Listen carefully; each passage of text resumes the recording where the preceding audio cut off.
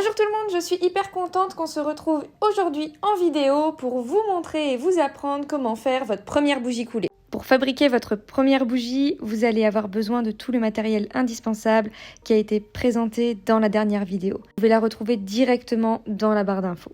Les produits que l'on va utiliser pour fabriquer notre bougie ont tous une importance car ils vont tous avoir vraiment des caractéristiques bien définies en fonction du rendu qu'on souhaite avoir.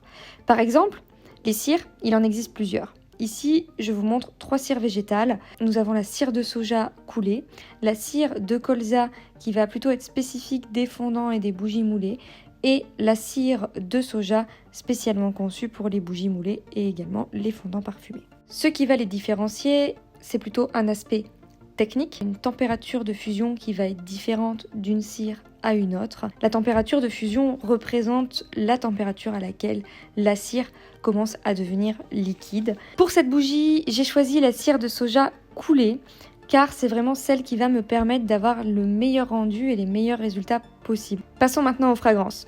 C'est hyper important que vous choisissiez une fragrance qui vous plaît. Les parfums d'Hugo vous proposent un très large choix au niveau des fragrances. Créateurs de fragrances à grasse, elles sont en plus garanties sans CMR, sans phtalate et sans matière animale. Pour démarrer votre bougie, on va commencer par utiliser une balance. Ici, je vais choisir de doser mon parfum à 7%. Ma bougie fait 100 grammes.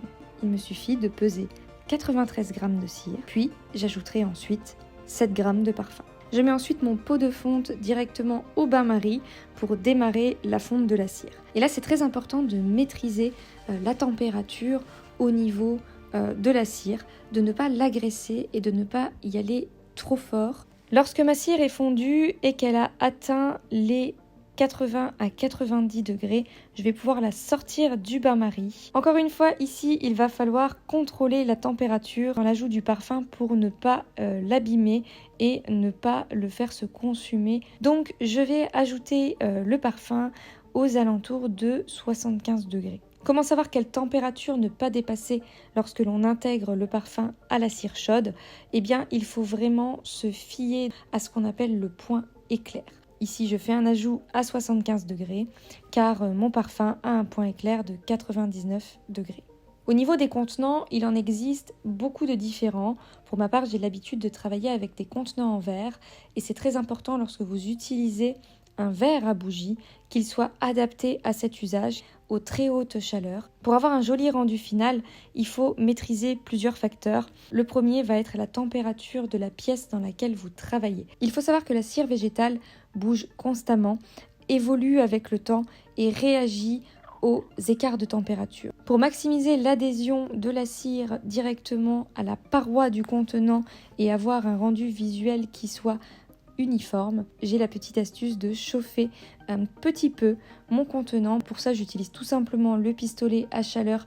Je contrôle également la température de ma préparation de cire et de parfum pour la couler. La température optimale conseillée, vous pouvez également la retrouver dans la fiche technique directement de la cire sur le site des parfums d'Hugo. Passons maintenant à la fabrication en elle-même et on va venir couler notre cire parfumée directement dans notre contenant. Pour ça, moi j'ai décidé d'utiliser un entonnoir à piston. Vous pouvez également utiliser un bécher par exemple comme on a pu le voir la semaine précédente. Mais ça va être vraiment important, comme vous le voyez ici, de couler la cire doucement, de manière régulière. Ça va permettre de ne pas intégrer d'air déjà dans un premier temps dans votre bougie et d'avoir un rendu qui soit vraiment uniforme, lisse. Une fois la cire coulée dans nos contenants, il est temps d'apposer la mèche qui va permettre d'allumer notre bougie. Ma première méthode, et c'est celle que moi j'utilise tout le temps, qui est la plus simple, c'est d'attendre un tout petit peu que la cire fige au fond. Je vais venir intégrer doucement ma mèche, l'accompagner et la centrer. Au bout de seulement quelques secondes, elle ne bougera plus. Une autre méthode, c'est d'utiliser un cale-mèche. Donc de la même manière, j'intègre la mèche, mais entre-temps, j'aurai bien pris soin d'intégrer mon cale-mèche au-dessus de la mèche et de le positionner afin de bien centrer le tout. On peut utiliser des petites méthodes alternatives comme par exemple ici 2 pics à brochette.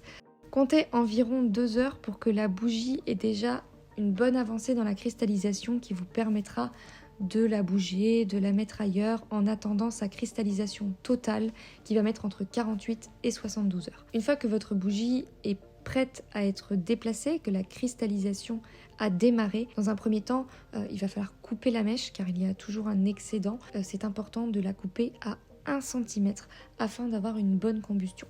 Si vous avez vraiment envie d'un résultat parfait, vous pouvez passer un petit coup de décapeur thermique afin de vraiment éliminer toutes les petites imperfections. Et voilà, vous savez maintenant comment faire votre première bougie coulée. J'espère que vous prendrez vraiment plaisir à les faire et que vous allez vous amuser dans la création.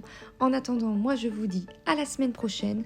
On se retrouvera pour une création spéciale d'une bougie Halloween. J'ai super hâte de vous retrouver.